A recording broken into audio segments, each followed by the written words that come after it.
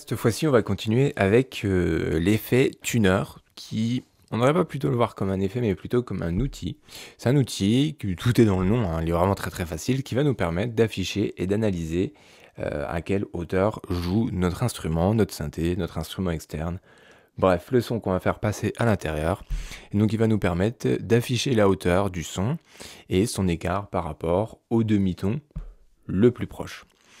Donc il faut noter que c'est un effet qui est quand même conçu pour fonctionner avec des sons monophoniques.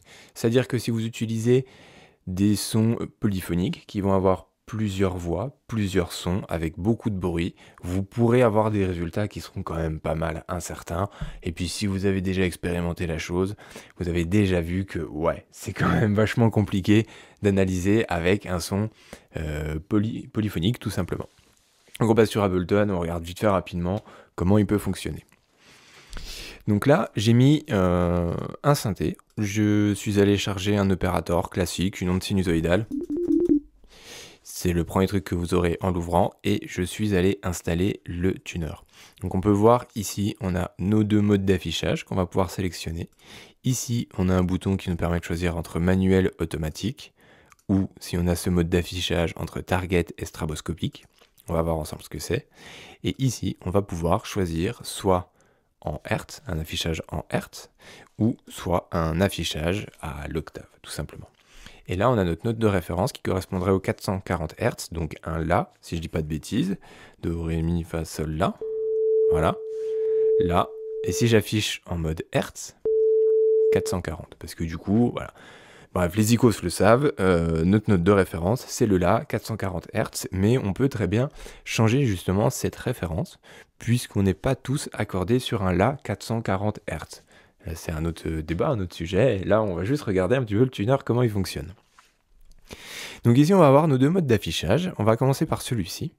En fait, il va nous permettre tout simplement d'afficher la hauteur de ce qu'on joue. Voilà, tout simplement. Et là, on peut voir que je suis parfaitement accordé.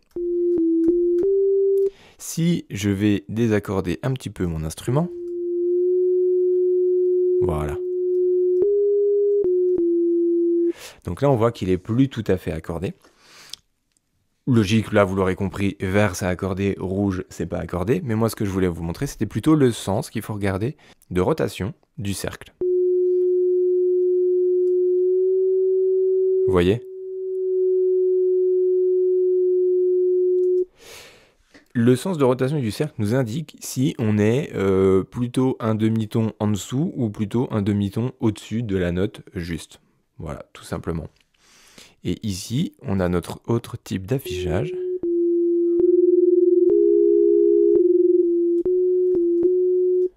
Qui va être un affichage plus en dents de scie et pareil, qui va nous permettre de voir visuellement, d'osciller où on se situe en fait entre notre note juste et le demi-ton, tout simplement. Donc je vais me remettre sur une note juste.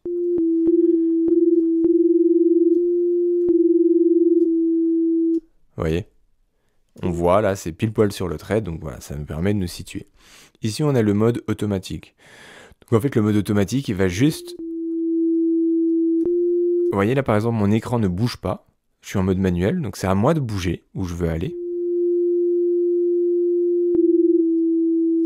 Et en mode automatique, mon écran va bouger automatiquement pour que la note qu'on est en train de jouer soit dans notre champ de vision, tout simplement.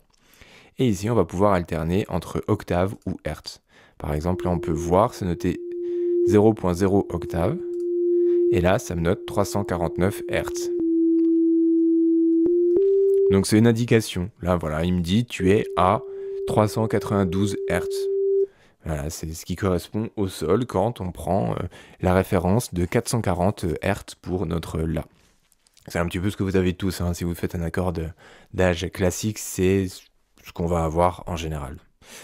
Donc voilà, c'est un outil qui va simplement nous permettre de faire ça. Il n'y a pas de menu contextuel qui nous permette de faire autre chose, puisque c'est pas un effet à proprement parler, mais plutôt un outil.